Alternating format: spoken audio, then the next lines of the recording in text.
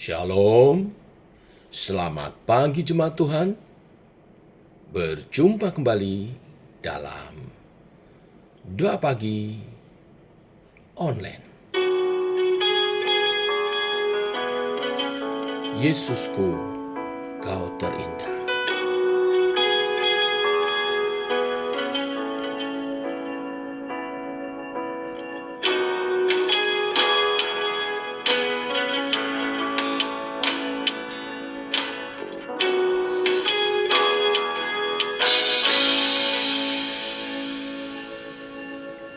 Ku datang dengan syukurku, membawa kerinduanku. Yesus, ingin ku menyenangkanmu.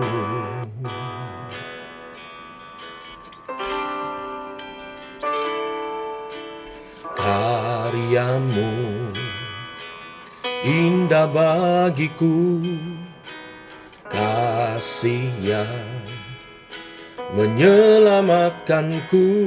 Yesus, inilah persembahanku.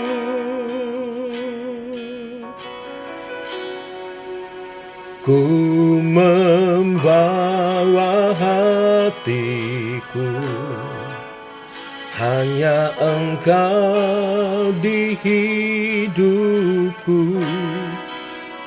Yesusku, Kau terindah, selamanya ku menyembahmu. Ku membawa hidupku, inilah persembahanku untuk Yesusku yang terindah, selamanya ku menyembahmu. Yesus.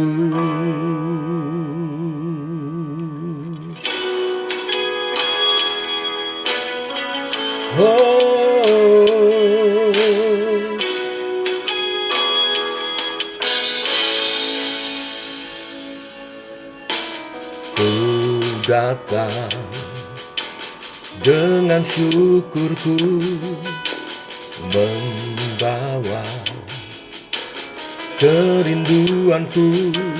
Yesus, ingin ku menyenangkanmu.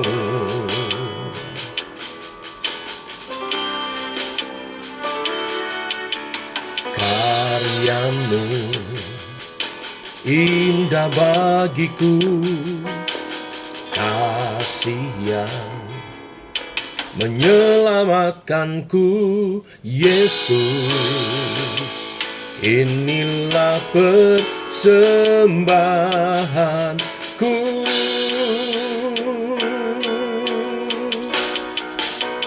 Ku membawa hatiku, hanya Engkau di hidupku. Yesusku, Kau terindah, selamanya ku menyembahmu. Ku membawa hidupku, inilah persembahanku untuk Yesusku yang terindah, selamanya ku menyembahmu. Yesus, bawaku erat di hadirat-Mu.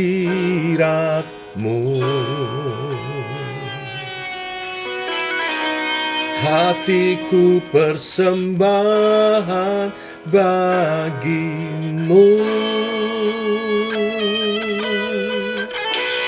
Jiwaku tenang di hadirat-Mu.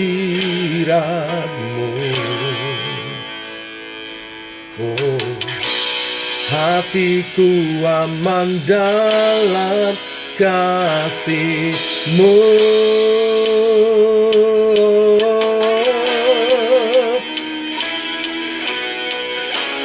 Bawaku erat di hadirat-Mu. Hatiku persembahan bagimu. Jiwaku tenang di hadirat-Mu.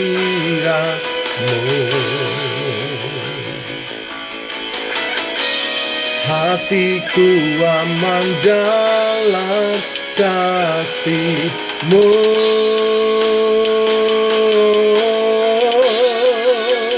Ku membawa hatiku, hanya Engkau di hidupku.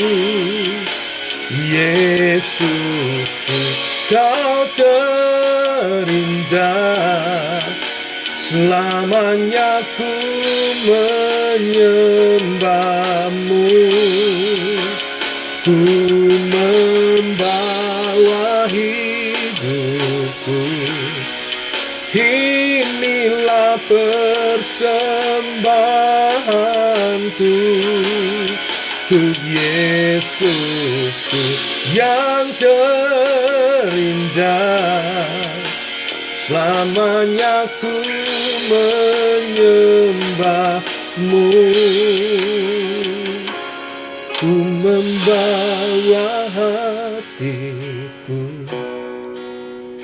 hanya Engkau di hidupku. Yesusku, Kau terindah,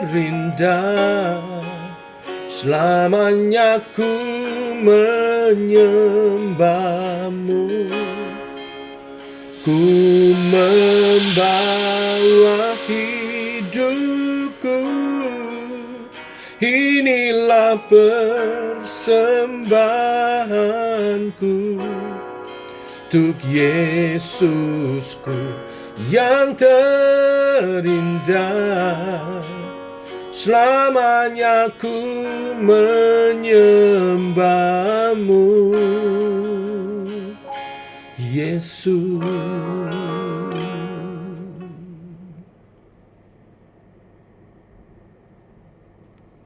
Tiba waktunya untuk kami merenungkan firman-Mu. Firman-Mu lah suluh dan terang bagi jalan kami. Berfirman Tuhan, terangi jalan kami, tuntun langkah kami. Dalam nama Tuhan Yesus Kristus. Amin. Bapak Ibu, kita lanjutkan pembacaan firman Tuhan pada pagi hari ini. Kisah Para Rasul pasal 3 ayat 11 sampai 26. Demikian firman Tuhan. Karena orang itu tetap mengikuti Petrus dan Yohanes, maka seluruh orang banyak yang sangat keheranan itu datang mengerumuni mereka di serambi yang disebut serambi Salomo. Petrus melihat orang banyak itu lalu berkata, "Hai orang Israel, mengapa kamu heran tentang kejadian itu? Dan mengapa kamu menatap kami seolah-olah kami membuat orang ini berjalan karena kuasa atau kesalehan kami sendiri? Allah Abraham, Ishak, dan Yakub, Allah nenek moyang kita, telah memuliakan hambanya, yaitu Yesus yang kamu serahkan dan tolak di depan Pilatus, walaupun Pilatus berpendapat bahwa ia harus dilepaskan. Tetapi kamu telah menolak yang kudus dan benar, serta menghendaki seorang pembunuh sebagai hadiahmu. Demikianlah ia, pemimpin kepada hidup, telah kamu bunuh. Tetapi Allah telah membangkitkan dia dari antara orang mati. Dan tentang hal itu kami adalah saksi. Dan karena kepercayaan dalam nama Yesus, maka nama itu telah menguatkan orang yang kamu lihat dan kamu kenal ini.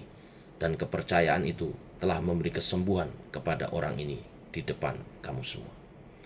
Hai saudara-saudara, aku tahu bahwa kamu telah berbuat demikian karena ketidaktahuan, sama seperti semua pemimpin kamu. Tetapi dengan jalan demikian, Allah telah menggenapi apa yang difirmankannya dahulu dengan perantaraan nabi-nabinya, yaitu bahwa Mesias yang diutusnya harus menderita. Karena itu sadarlah dan bertobatlah, supaya dosamu dihapuskan, agar Tuhan mendatangkan waktu kelegaan dan mengutus Yesus yang dari semula diuntukkan bagimu sebagai Kristus.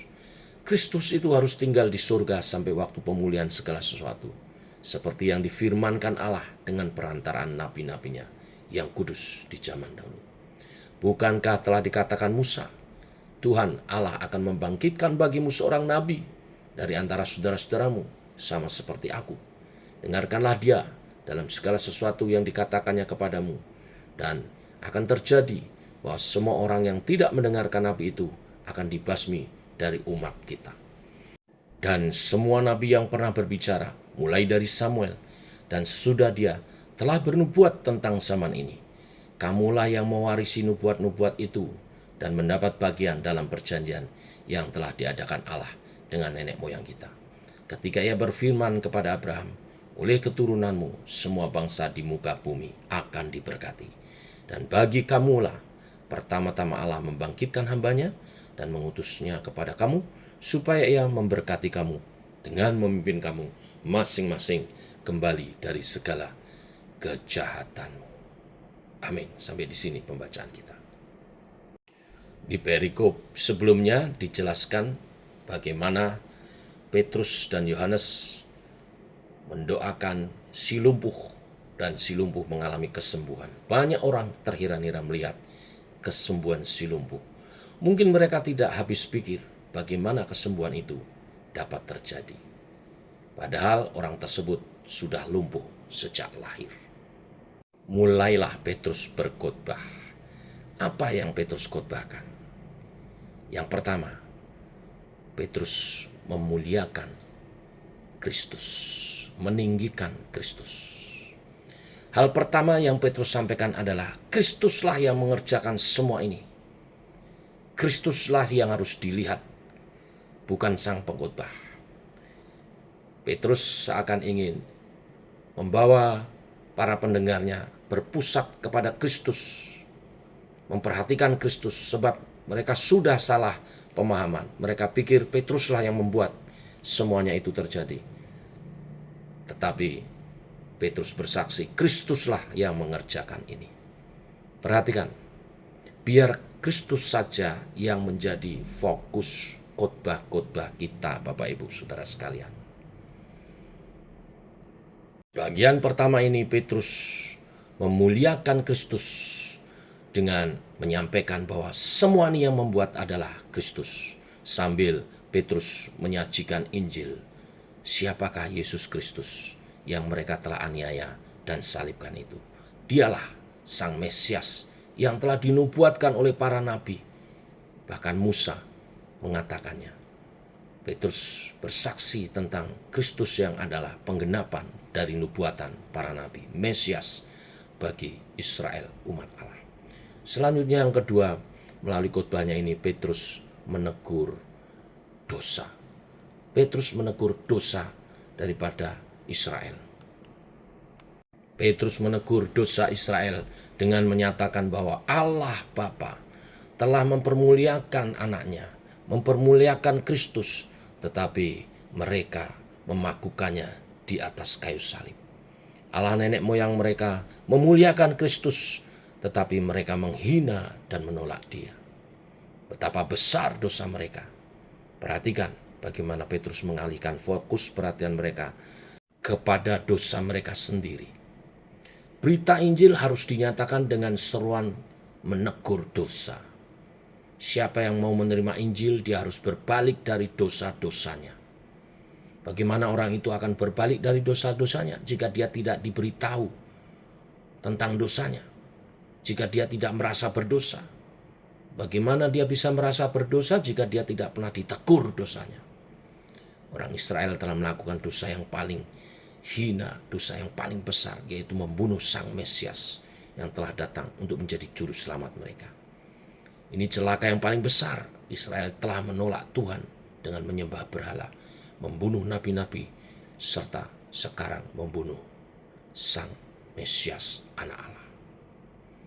Tetapi berita tentang menegur dosa ini telah disampaikan. Maka bagian yang ketiga daripada khotbah Petrus adalah menyatakan kesempatan pertobatan karena Allah masih bekerja bagi Israel. Maka Petrus dengan lantang menantang mereka untuk segera bertobat. Iman kepada Kristus akan menyembuhkan Israel seperti orang lumpuh itu disembuhkan. Petrus mengingatkan orang Israel bahwa ketika Kristus melakukan tanda-tanda mujizat seperti yang sekarang mereka saksikan, orang Israel malah memaku dia di kayu salib. Seharusnya Tuhan menuntut bangsa itu, membuang mereka, membiarkan tanah itu menjadi padang gurun. Tetapi ternyata Tuhan masih bekerja. Dia hidup, dia telah dipaku sampai mati, tetapi Petrus mengingatkan bahwa yang dipaku adalah penguasa hidup. Dialah pangeran kehidupan. Allah membangkitkan dia dari antara orang mati. Jika maut saja dia taklukkan, maka penyakit tentu bukan hal yang sulit untuk dilenyapkan. Tetapi yang menjadi pertanyaan setelah dia bangkit menyatakan kemenangannya atas maut, masihkah dia mau mengerjakan tanda-tanda itu di tengah orang Israel? Ternyata jawabannya ya. Yesus memberikan kesempatan kepada Israel untuk kembali mengalami kuasa karya Kristus. Itulah sebabnya Petrus mengingatkan mereka dengan sangat bahwa orang lumpuh yang disembuhkan itu adalah tanda bahwa Yesus masih menyatakan karyanya. Celakalah Israel bila kembali menolak dia. Sekarang Kristus mengutus para rasul mewakili dirinya, dan perlakuan mereka terhadap berita yang dibawa para rasul itu akan menentukan keselamatan mereka. Perenungan bagi kita semua. Kita adalah pewarta-pewarta Injil. Baik hamba Tuhan yang berkhotbah di atas mimbar maupun umat Tuhan yang bersaksi dengan kehidupannya. 3 hal ini: muliakan Tuhan, tegur dosa, dan sampaikan kesempatan bertobat. Karena Yesus masih bekerja sampai sekarang. Tentu dengan pertolongan Roh Kudus. Sebab tidak semua orang suka ditegur dosanya. Seringkali terjadi mereka yang ditegur dosanya tetap mengeraskan hati. Bukan tugas tanggung jawab kita. Berdoa juga Roh Kudus berkarya untuk melembutkan setiap hati yang mendengar kebenaran Injil yang saudara sampaikan. Tugas kita menyampaikan dengan benar. Tugas pemberitaan Injil haruslah memuliakan Tuhan Yesus, bukan memuliakan diri sendiri. Memuliakan Tuhan Yesus, bukan mencari kemuliaan diri sendiri. Yang kedua, menegur dosa. Yang ketiga, menyampaikan kabar, kesempatan bertobat selalu masih ada. Bila kebenaran firman hari ini memberkati kita semua. Amin. Mari kita berdoa. Bapa, kami mengucap syukur oleh kasih anugerah-Mu, rahmat-Mu baru. Pagi hari ini firman-Mu dahsyat. Engkau mengingatkan kepada kami, seperti para rasul, demikian umat Tuhan yang menjadi murid-Mu memiliki tugas untuk memberitakan Injil. Baik yang Engkau beri tugas khusus sebagai hamba Tuhan, pendeta yang berkhotbah di mimbar, maupun semua kami Tuhan punya kewajiban untuk memberitakan Injil dengan kehidupan kami. Dan biarlah pemberitaan kami menyatakan kemuliaan-Mu, menegur dosa, bukan hanya dengan kata-kata, tetapi menunjukkan sikap hidup kami yang kudus, yang menjauhi dosa. Tetapi juga menyatakan kesempatan Tuhan bagi setiap orang untuk bertobat. Dengan kami juga menerima setiap orang berdosa untuk kami layani. Tuhan menolong setiap pemberitaan dari umat-Mu. biarlah nama Tuhan dimuliakan dan banyak jiwa dimenangkan. Berkati semua yang ambil bagian doa pagi hari ini. Dalam nama Tuhan Yesus Kristus. Amin. Demikian doa pagi kita, jemaat Tuhan. Sampai ketemu nanti sore dalam ibadah menara doa. Kita berdoa untuk persiapan acara hari Minggu, hari ulang tahun gereja kita. Tuhan memberkati semuanya. Shalom.